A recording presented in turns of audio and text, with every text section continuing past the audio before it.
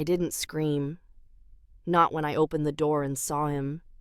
Not when I stepped forward and felt the warm slickness of blood on my floor.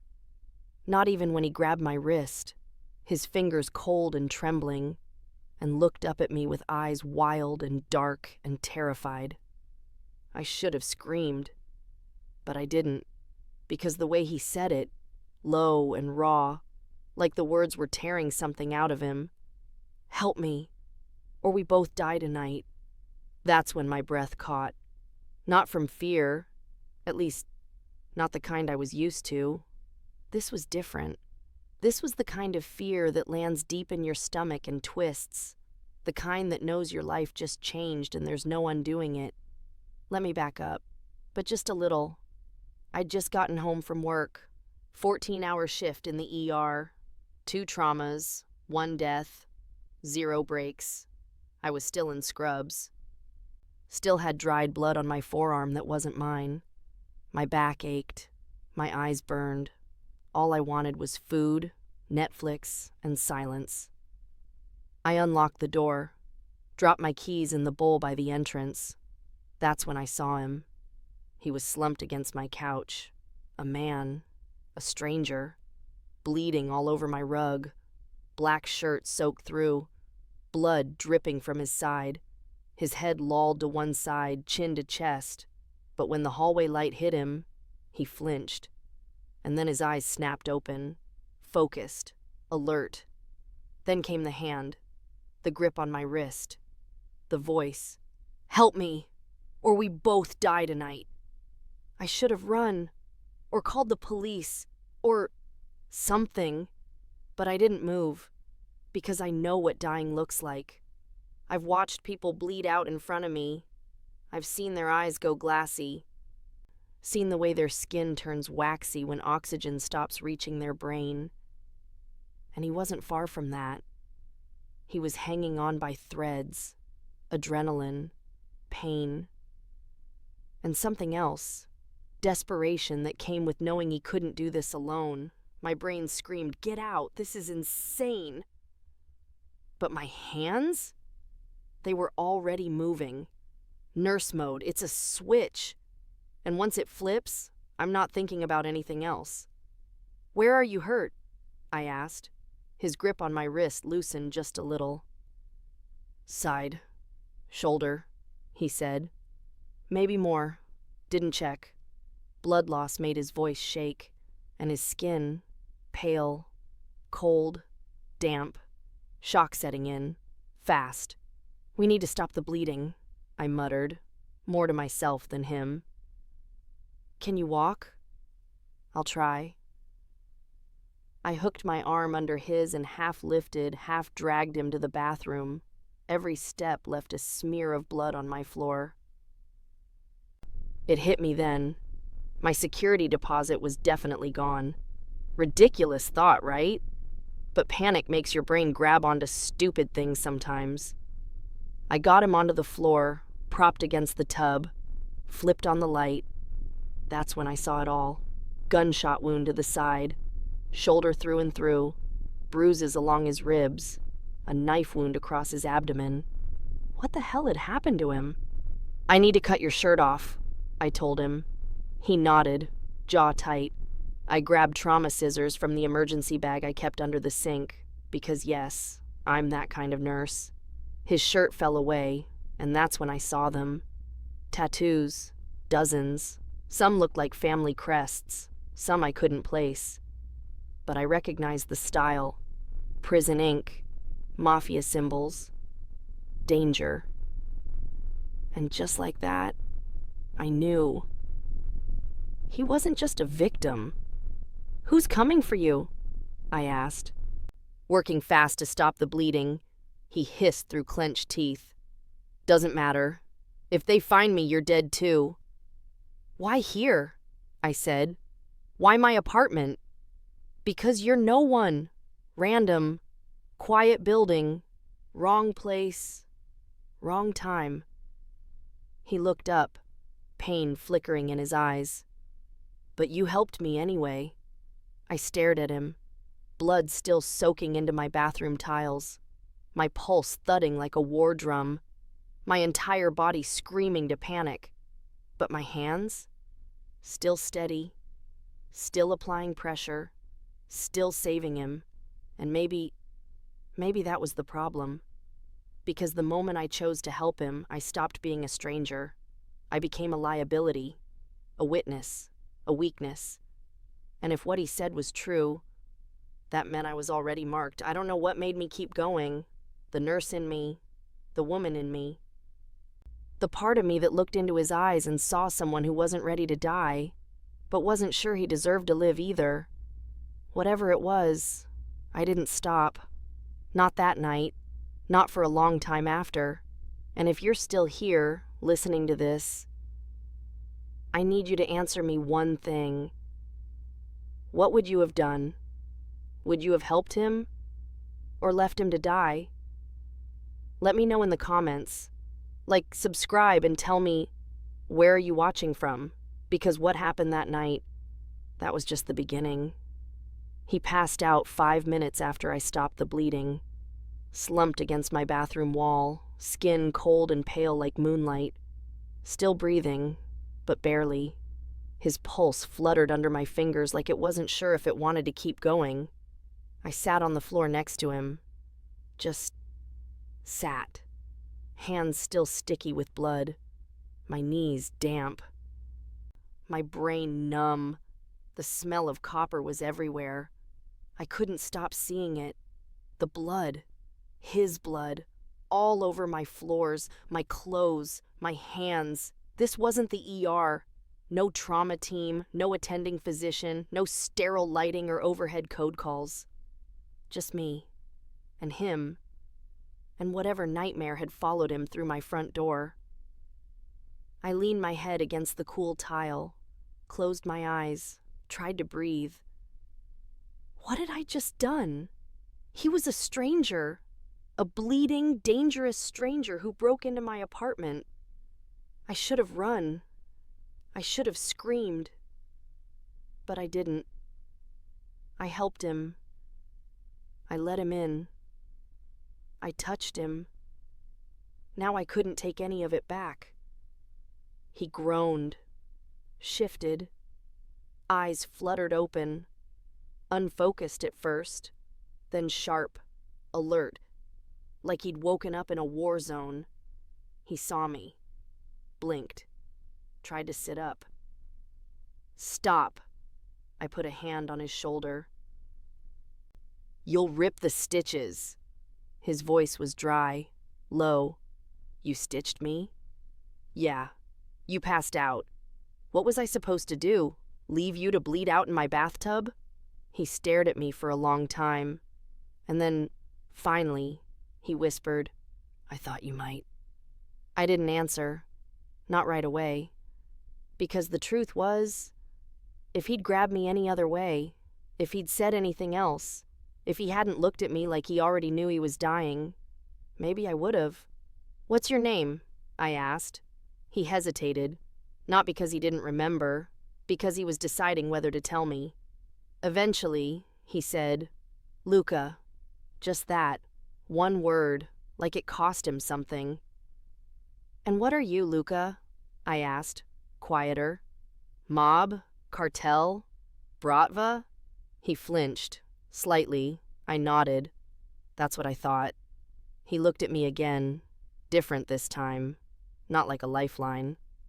Like a threat assessment, like he was deciding whether I was a problem he needed to solve. You don't scare easy, he said finally. You bleed on someone's tile floor. You lose the right to act intimidating. A weak smile tugged at the corner of his mouth. And God help me, I noticed. You hungry? I asked. Or are you one of those tough guys who can survive on grit and trauma? Food would help, his voice cracked.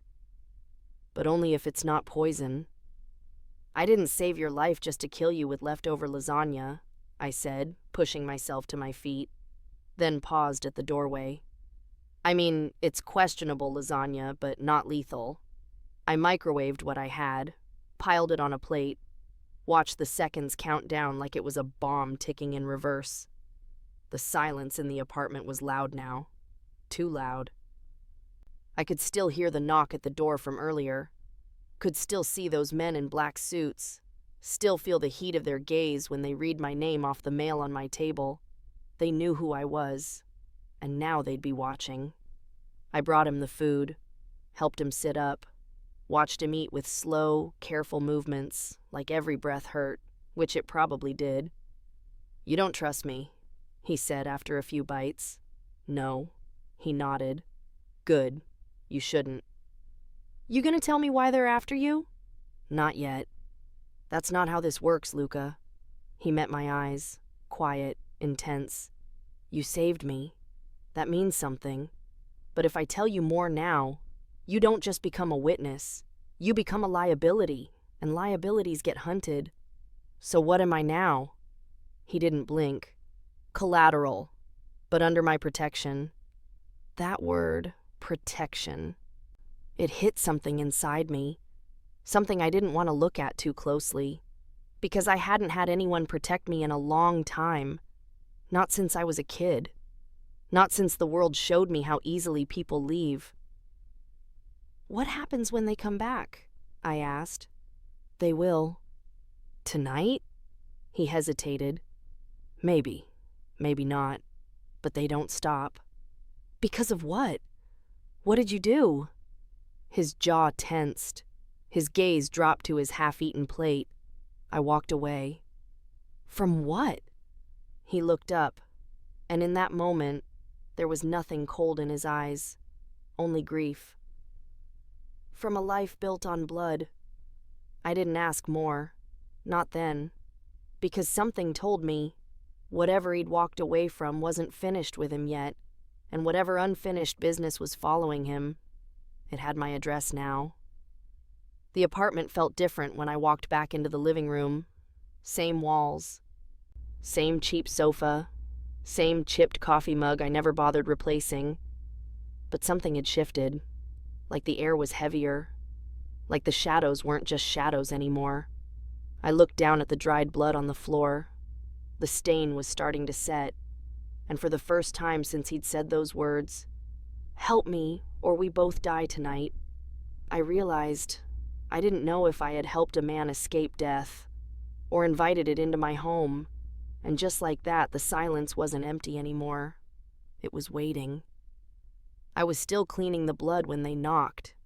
Not a soft knock, not the kind neighbors use when they've run out of sugar or want you to move your car. This knock was cold, sharp, authoritative, like whoever was on the other side of my door wasn't asking. They were informing. I froze. Rag in one hand, bleach in the other, blood-stained tiles half cleaned beneath my knees. I didn't breathe, didn't blink. 3 seconds. Then another knock. Louder this time. He stirred in the bathroom. Luca, barely conscious, still curled on the floor behind the shower curtain, stitched up and drugged just enough to keep him from trying to be a hero. I backed away from the door, heartbeat crawling into my throat. Then I heard it. A voice. Male. Clipped. Foreign.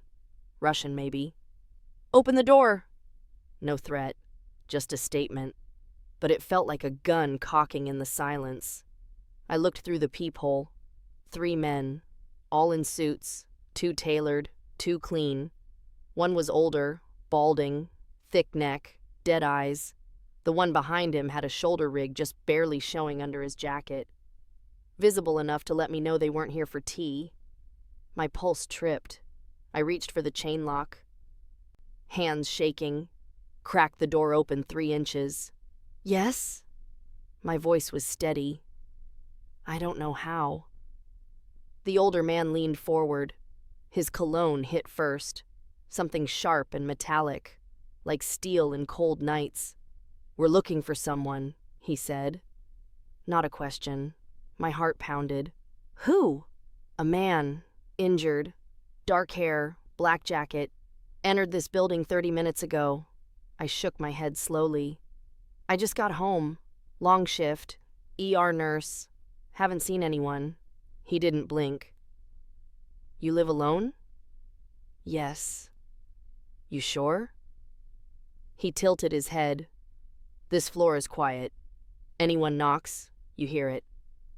I was in the shower. Lie. Too quick. Too clean. His gaze dropped to the floor behind me. I followed his eyes, and my stomach dropped. A faint smudge of blood, half wiped, just past the hallway. He saw it. The change was subtle. His face didn't move.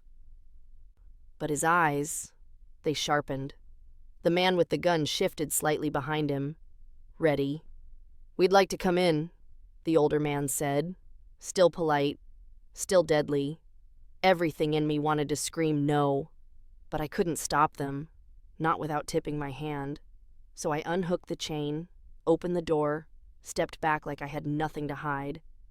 Like my bathroom didn't have a half-dead man in it who could get us both killed. They entered. Quiet. Controlled. No words. The one with the gun drifted to the kitchen, another to the hallway. The older one stayed with me, scanning everything. They were looking for signs. Blood. Movement. Fear. I swallowed mine, forced my shoulders straight. Do you get many break-ins here? He asked casually. No, I said. Strange then. What? He motioned toward the floor. Blood. Doesn't look old. I forced a laugh. Cut myself on glass. Dropped a wine bottle. Stupid mistake. I haven't had time to mop it up. He said nothing, just stared at me. Then, without warning, he turned and walked toward the bathroom. My stomach flipped. I followed. Too fast. Too obvious. But I had to. He opened the door, slowly. Looked around. The mirror was fogged. I'd run the hot water non-stop. The shower curtain hung still. He stepped inside, took one slow look around, then reached for the curtain. My breath stopped. Don't move, Luca. Please, don't breathe. But the man paused. Something caught his attention near the sink, my trauma kit. He opened it, looked inside. Nice gear, he said. I'm an ER nurse. He nodded, considered. Then he let the curtain go.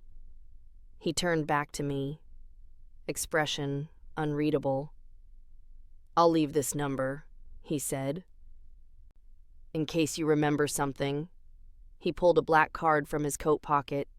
No name, just a number. If he comes back, or if you see blood again. I took it. He held my gaze. Long enough to let me know. He didn't believe me. Not entirely. But not enough to move. The three of them left without another word. The door shut. The echo of their steps faded. The silence returned. And I collapsed. Back to the floor. Shaking. Nauseous. I should have been relieved. Instead, all I could feel was the fact that they'd seen me. They knew my name. They knew my address. They'd read the envelope on the table. Emma Reyes, Unit 3B. And even if they didn't find Luca tonight, they'd be back. I stumbled into the bathroom, pulled the curtain aside. He was still there, eyes open now, jaw tight. Silent. You heard all that? I whispered. He nodded. You said you covered your tracks. I did. Well, not well enough, because now they've seen my face. They know where I live. His voice was hoarse. Then we leave. Just like that? Yes. I stared at him. You're not even healed. I don't need to be. But you... He looked at me now, not like a stranger, like I was something else. You won't survive this place once they come back knowing what they know. I didn't speak. Couldn't. Because the truth was already clawing at me. I didn't just help a dying man. I let a storm into my home, and it was already tearing through the walls. He slept with a knife under the pillow that night. Not that I slept. I sat on the floor across the hall, back to the wall, legs pulled in, one hand still clinging to the burner phone he gave me, just in case. The screen was dark.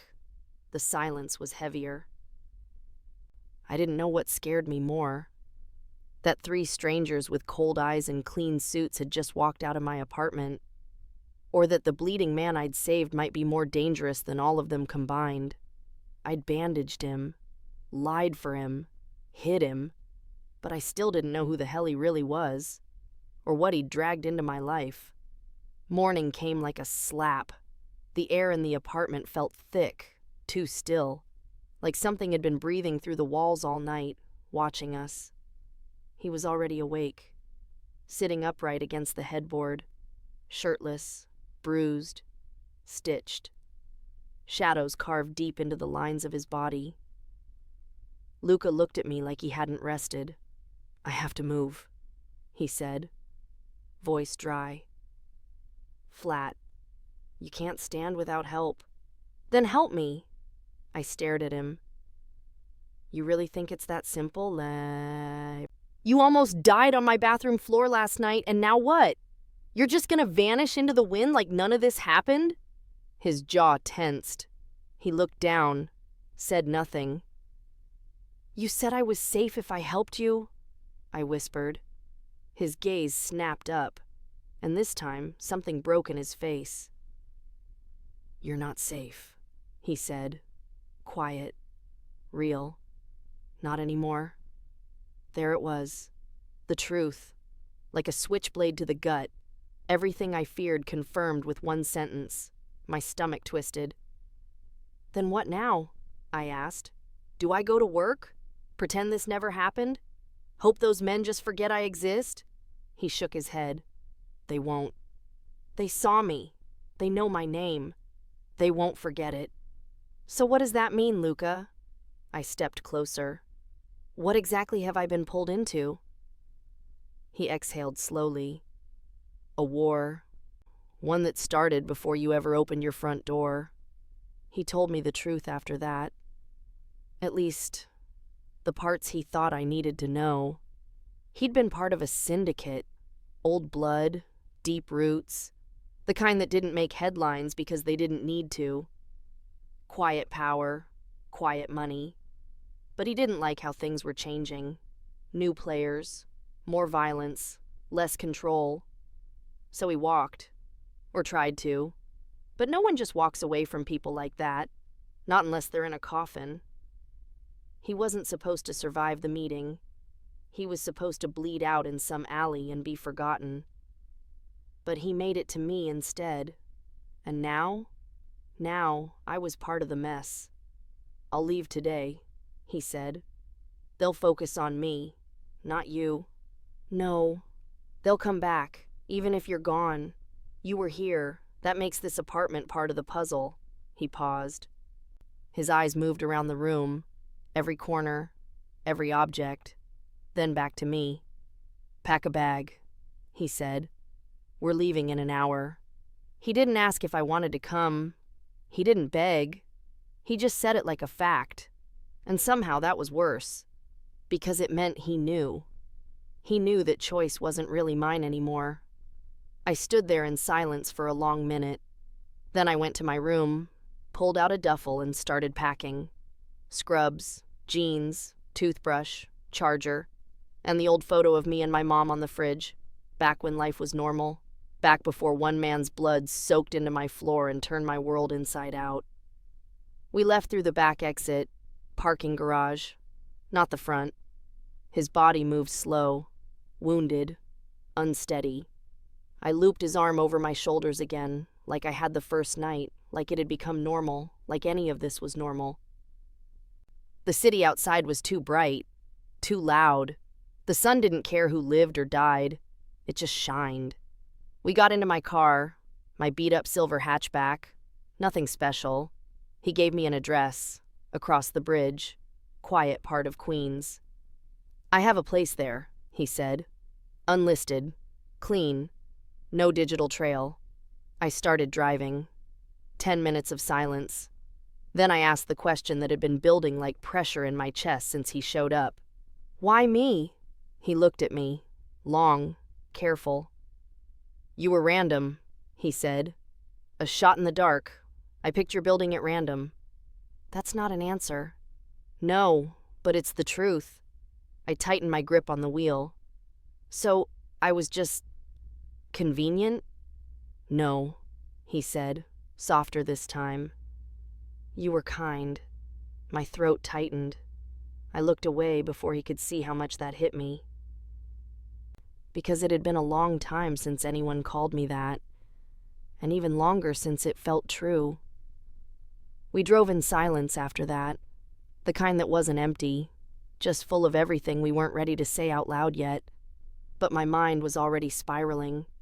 I didn't know where we were going, or how long we'd be there, or what would happen when whoever was hunting him realized he was still alive.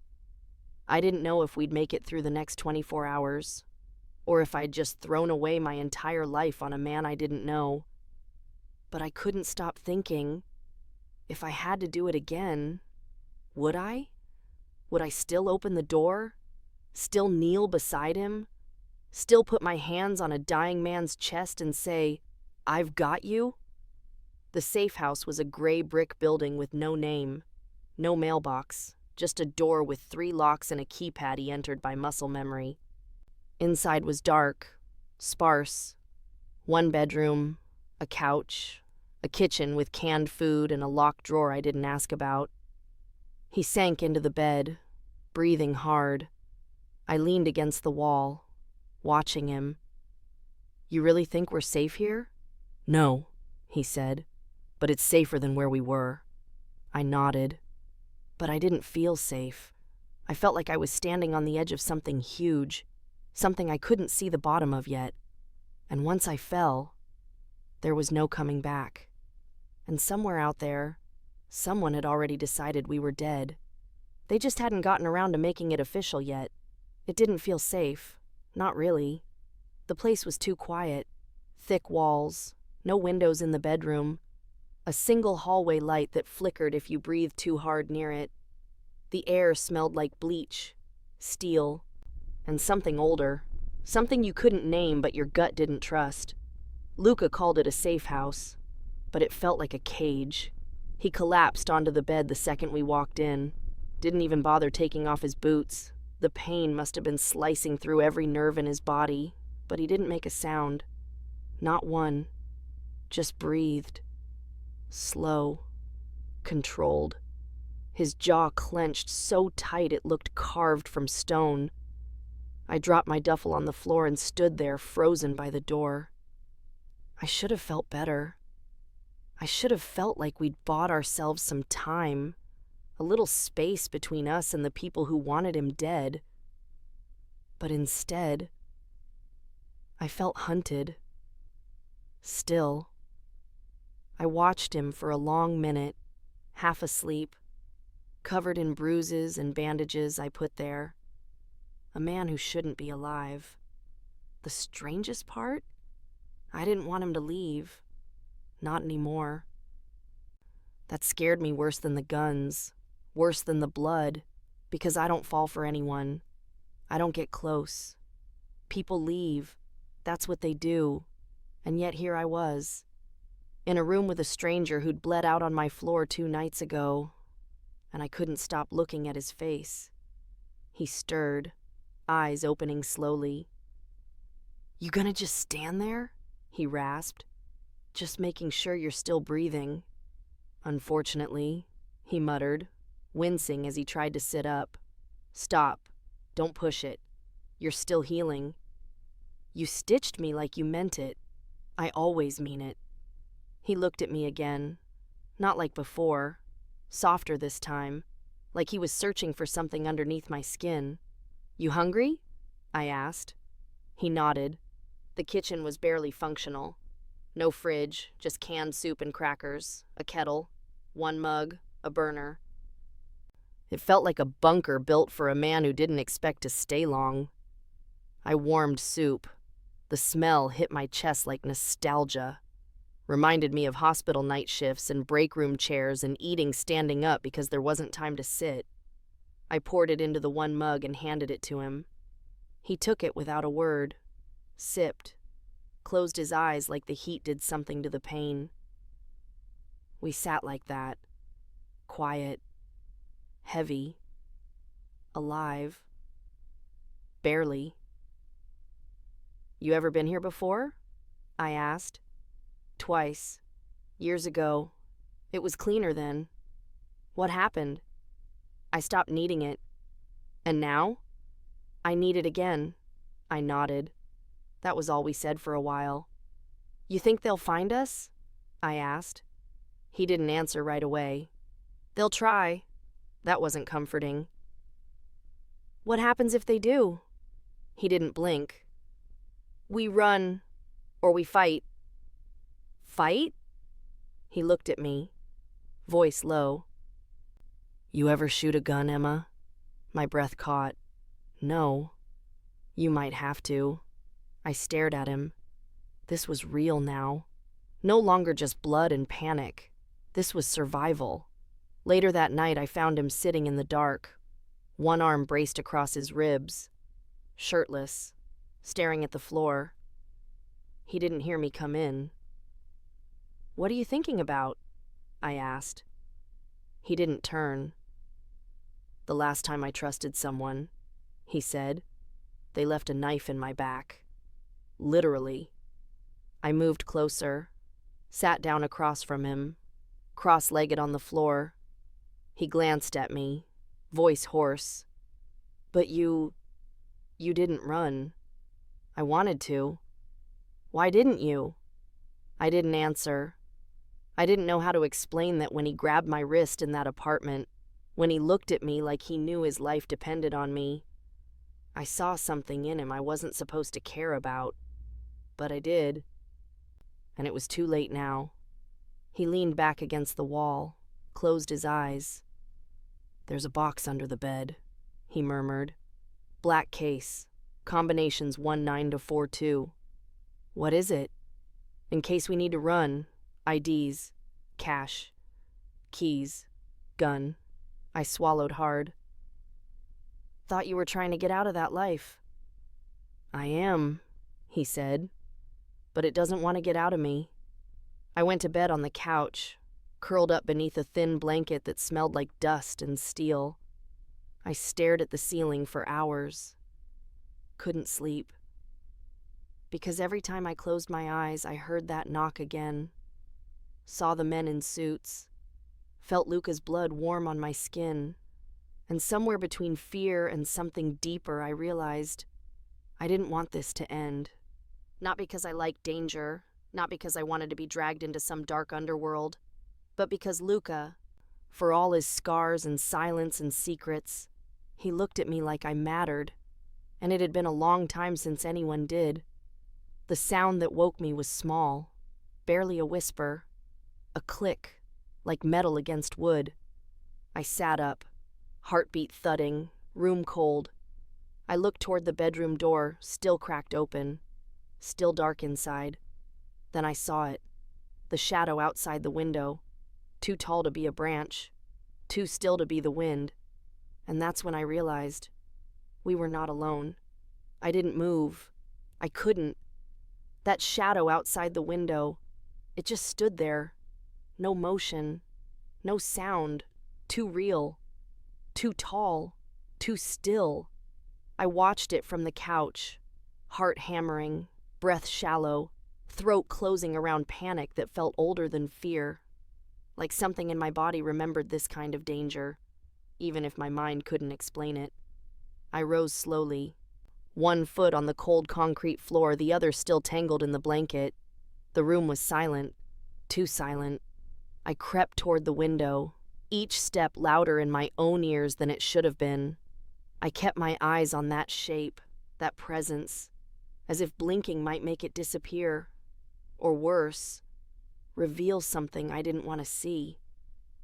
But when I got to the glass, nothing. It was gone.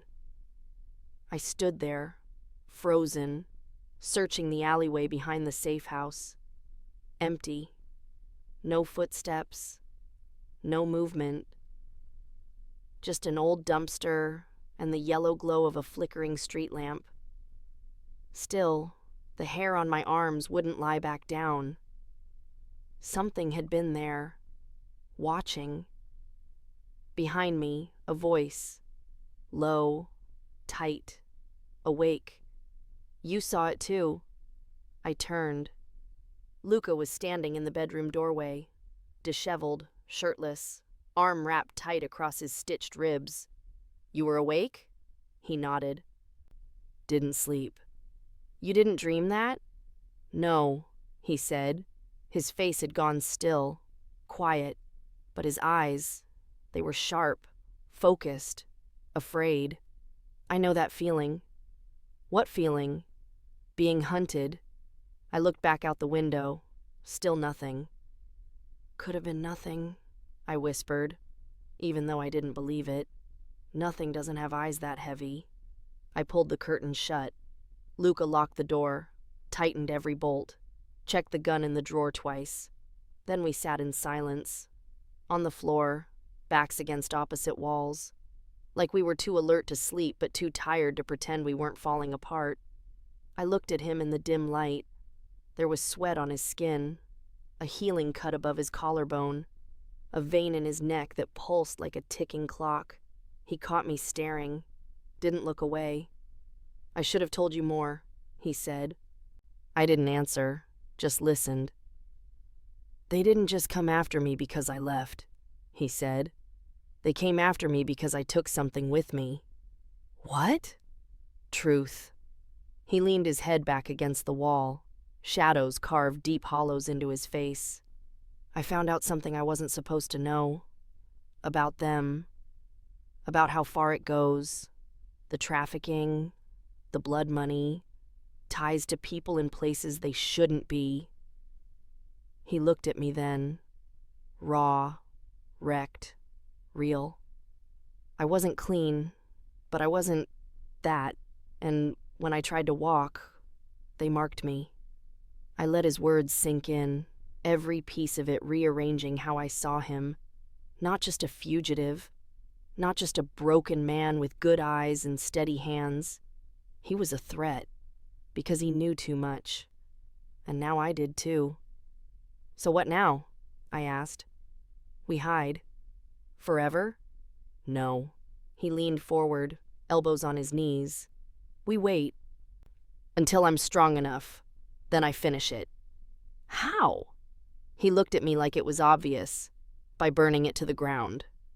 There was a weight in his voice, one I hadn't heard before. Not just pain, resolve. He wasn't running, he was biding time. And suddenly I realized what this was. This safe house, this silence, this waiting. It wasn't safety, it was preparation. We stayed like that until dawn. Somewhere between night and morning, my guard dropped. I felt it happen, like a single thread loosened inside me and everything unraveled at once. Maybe it was the quiet, or the closeness, or the way he watched me like I was the only thing keeping him grounded. But I moved closer. He didn't flinch. Does it scare you? I asked. Being this close to someone again? He blinked. Slowly. It should. And does it? He looked at me, not my face. Not my eyes. All of me. No. And that's when I leaned in. Not because I planned to, not because it was smart, but because his breath was warm and his pain didn't scare me and I needed to feel something alive in the middle of all this fear. I kissed him. And he kissed me back. No hesitation, no apology, just hands on my waist, breath against my neck, mouth pressed to mine like he hadn't been allowed to want anything in years. It wasn't clean or perfect, but it was real, and I let myself sink into it just for a second, even though I knew how fast this could break. We stopped when the sun rose, both of us breathless. Both of us more exposed than we meant to be. He touched my face, fingers grazing my jaw. I don't know what this is, he said. But it's the first thing that doesn't feel like running. I nodded. Didn't trust myself to speak. because I felt it too. The shift, the ache, the heat under the skin. This was the turning point. The moment when helping him stopped being survival and became something else. But just as I opened my mouth to say it, there was a sound, sharp, sudden, outside, a car door, not mine, not his, then another, boots on concrete, two voices, too close, too calm. And that's when we knew. We weren't just being watched anymore. We were being circled. I didn't have time to think. The second I heard those voices outside the safe house, calm, clipped, too casual, my body kicked into instinct. I reached for Luca. "They're here." He was already moving, quiet, fast, wincing as his body fought against the pain. But it didn't stop him. He shoved the mattress aside, revealing a floorboard that wasn't a floorboard at all. Just a panel, loose. Underneath, a lockbox. Inside, one pistol, a second burner phone, a folded piece of paper I couldn't read in the dark. "They found us," I whispered. He nodded, no fear in his face, just fire. "Get to the back," he said. "Now." But I didn't move. Not yet. What if they're already back there? Then we fight. His voice didn't shake. Mine did. "We're not ready. We never will be." A loud knock at the front door. 3 times. The exact same rhythm as the first night. Like a code. Luca froze. I saw something shift in his eyes. Not fear this time. Recognition. "You know who it is," I said. He didn't answer. The knock came again. He raised the gun, stepped closer to the door, slow, silent, and then a voice from the other side. "Luca, it's Jace. You have 10 seconds before I blow this lock." Luca cursed under his breath, lowered the gun just slightly. He turned to me. "It's not them, but it's not good either." "Who is he?" "Someone who used to have my back, before I walked." "Can you trust him?" He hesitated, then, "I can't afford not to." He opened the door. Jace stepped in like he'd already claimed the space. Tall, lean, covered in scars and tattoos and energy that crackled like a live wire, eyes like storm clouds. He scanned the room. Me, Luca, the Bach, his jaw clenched. "You're alive," he muttered. "Barely," Luca said. "Hell of a trail you left behind." "I wasn't trying to." Jace turned to me. "And who the hell is she?" I stiffened, but Luca answered before I could. "She's the reason I'm still breathing." Jace didn't look impressed. "She's also the reason they know where you are." "Doesn't matter," Luca said. "They were coming either way." "That's not what I heard." Something about the way Jace said it, low, loaded, dangerous, made the room colder. "What does that mean?" I asked. Jace looked at me, really looked. "They didn't just find you, sweetheart. They were sent. Someone tipped them." I blinked. "Tipped them? How?" He stepped closer, too close. "Where'd you meet him?" "Wrong place? Wrong time?" "Too wrong. Too perfect." Luca stepped between us. "Back off, Jace." Jace didn't move, but his voice dropped. "I'm not saying she did it. I'm saying someone wanted her there. Someone wanted you found." Silence. A new weight in the air. I felt like the floor had tilted, and I was trying not to fall. Everything I thought I knew, about how he ended up in my apartment, about that night, about the randomness of it all, suddenly felt like a setup, and I was part of it, without ever knowing. "I don't have time for this," Luca said. "We need to move." Jace nodded. "You're not safe here. They're combing every property tied to your name, even the ones you buried." Luca glanced at me. "We need to go now." I grabbed my bag. Didn't speak. Couldn't. because something was unraveling inside me, quietly. The way Jace looked at me, the way Luca didn't deny any of it, and worse, the way some part of me had started to wonder the same. What if none of this was random? What if someone wanted me in this? We got into Jace's car, black, fast, low to the ground. He drove like someone who'd done it with bodies in the trunk before. No music, no talk. Just miles of city sliding past the windows.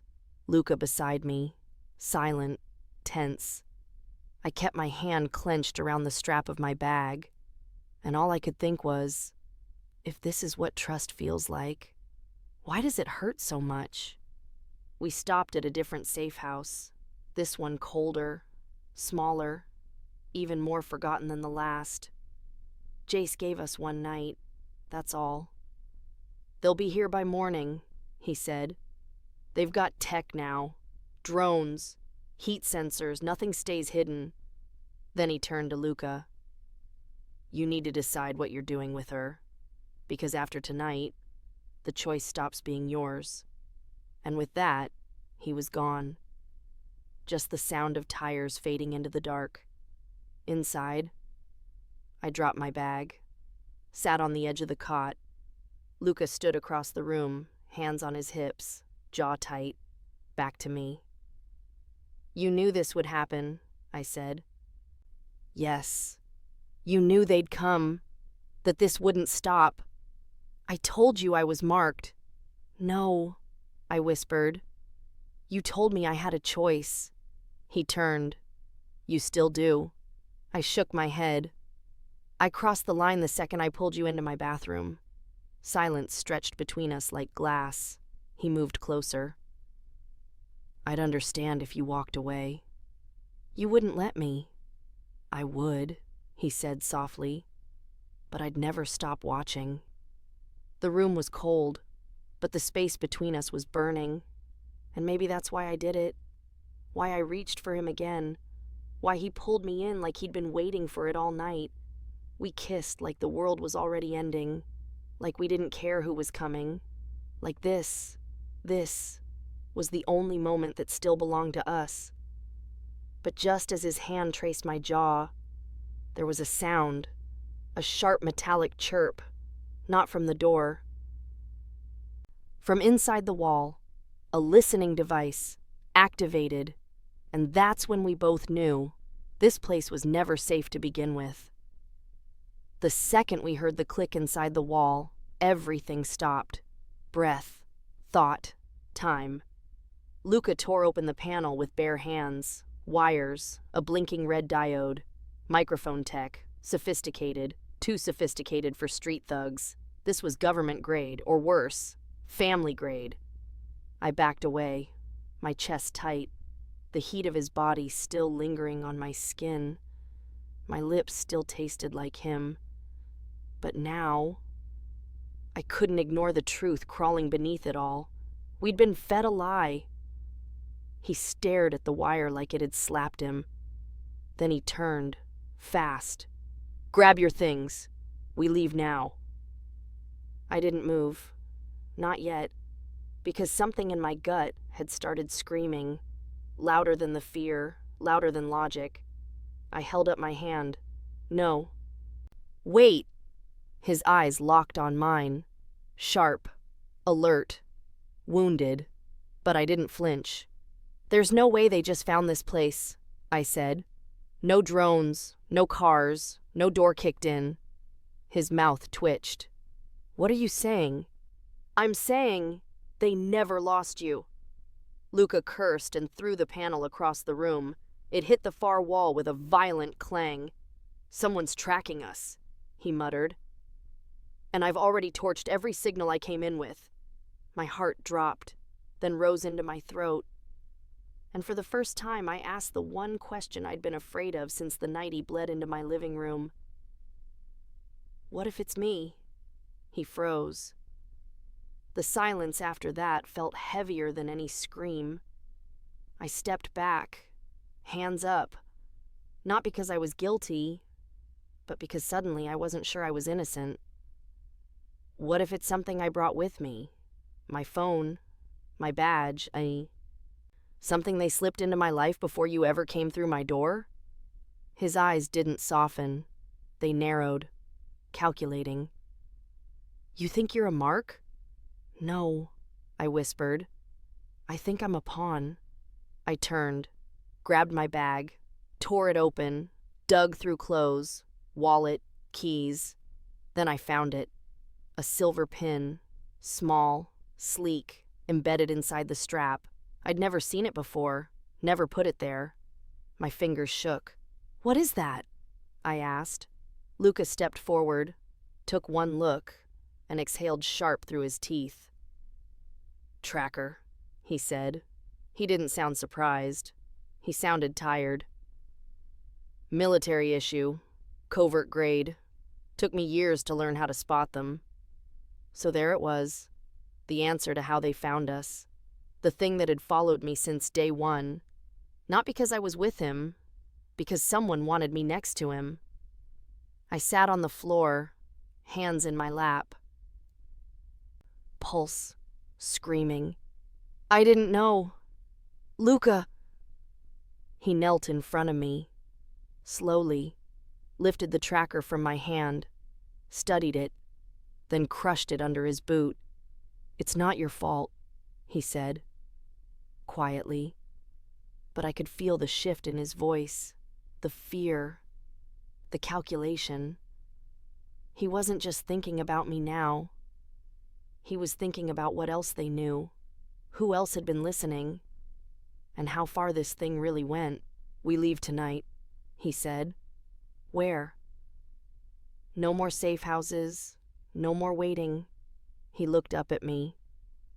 I'm going to end this, and I need you to decide now. Decide what? If you're in this. I blinked. I thought I already was. No, he said. Not yet. You helped me. You saved me. But now it's war. And there's no middle ground in a war. He stood, crossed the room, pulled the black case from under the cot, laid it flat on the table. Inside, 2 new identities, a loaded Glock, a vial of something glowing faintly blue. My breath caught. What is that? Luca glanced at it. Insurance. Against what? He looked me dead in the eye. Against dying too fast. I didn't ask. Somehow I knew this went deeper than any mafia grudge or cartel bounty. There was something else beneath his skin. Something in his blood. Something they wanted. Something he was never supposed to survive carrying. And suddenly I understood the urgency. Not just fear. Not just betrayal. Time. They were running out of it. And he was too. He slid a passport toward me. The new name printed in bold letters. I can get you out, he said. Disappear you. Clean. And you? I finish this. And if you don't? He looked away. If I don't, they win. And you die anyway. I stared at the passport.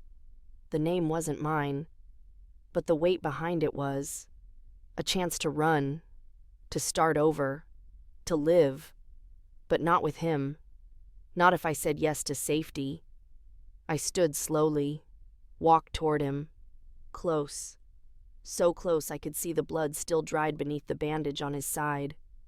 I pressed my hand there, felt the heat of pain, the heat of him. I don't want safety, I whispered. His breath hitched. I want you. And that was it. The line crossed. The vow made. Not in a church, not in blood, but in something harder to undo. Choice. He kissed me again, like it was the last good thing left in the world, and maybe it was. Then we moved. Fast. Precise. Burned everything. Cleared the location. 2 duffels. 1 plan. 1 car. No future unless we carved it ourselves. But as we backed out of the alley, tires crunching gravel, a car at the corner flashed its lights, once, Twice. A signal. Someone waiting, and I recognized the shape behind the wheel. Not from the hospital. Not from the syndicate. From my childhood. And that's when I knew. This didn't start with Luca. It started with me. I hadn't seen that face in 12 years. Not since the day I ran from the house with a split lip and shaking hands. Not since the man in the driver's seat, my uncle, put his palm on my shoulder and told me I wasn't strong enough to survive what I'd been born into. And now, there he was, waiting, watching, like he knew this day would come. I stopped breathing. Luca's hand reached across the console, grabbing mine. "You know him," he said. I nodded once. "Who is he?" "My mother's brother." My voice cracked. "He raised me after she died." "Raised you?" Luca repeated. "Or trained you?" I didn't answer, because somewhere in my blood I'd always known I didn't come from peace, didn't come from innocence. And now the truth was in front of me. Behind the wheel of a black car, lights blinking like a signal I couldn't ignore. "He's one of them," Luca said. "No," I whispered. "He's above them." The passenger door opened before I could react. My uncle stepped out like he hadn't aged a day. Still in tailored suits, still clean-shaven, still smelling like tobacco and betrayal. He walked up to the car, looked through the windshield, straight into my soul, then nodded, like this was always supposed to happen. Luca reached for the gun. I put my hand on his. "Not yet." I stepped out of the car. The night was freezing, but my skin burned. My uncle opened his arms slightly. "Emma." "Why are you here?" "Because the board's no longer satisfied with watching. They're intervening." "What board?" He smiled like it was obvious. "The families, the old ones, the ones that built all this before the Bratva had names." My stomach dropped. "You were part of it." "I am it," he said softly. "And so are you." Luca stepped out now, quiet, measured. "Is this a threat?" "No," my uncle said. "It's a reminder." He looked at me. "You've always had a role to play, Emma. You just didn't know it yet." I shook my head. "I left this life. I was a kid. I ran." "No one runs from blood," he said. "You were born into this, and you've just proven exactly why we need you." I wanted to scream, but deep down part of me already knew why I'd been marked, why Luca landed in my apartment, why none of this felt like coincidence. They hadn't picked him. They picked me. To test me. To pull me back in. "You planted the tracker," I said. "Didn't you?" He nodded, unashamed. "We had to be sure." "Sure of what?" "That you'd protect him. That your instinct would still be loyal to blood and to power." Luca's face twisted. "She's not yours." "She's not yours either," my uncle snapped.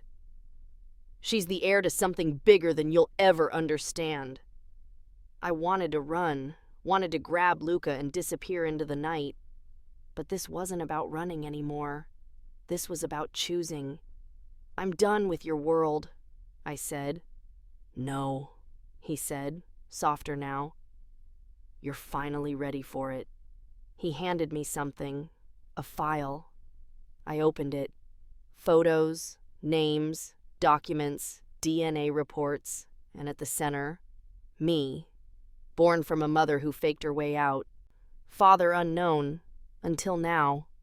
My hands went numb. The page trembled. Luca stepped closer, looked down, and the moment he read that name, his entire body changed. "What the hell is this?" he whispered. I looked at him, eyes full of something I didn't know how to name yet. My voice broke when I said it. "You're not the only one who walked away from that life."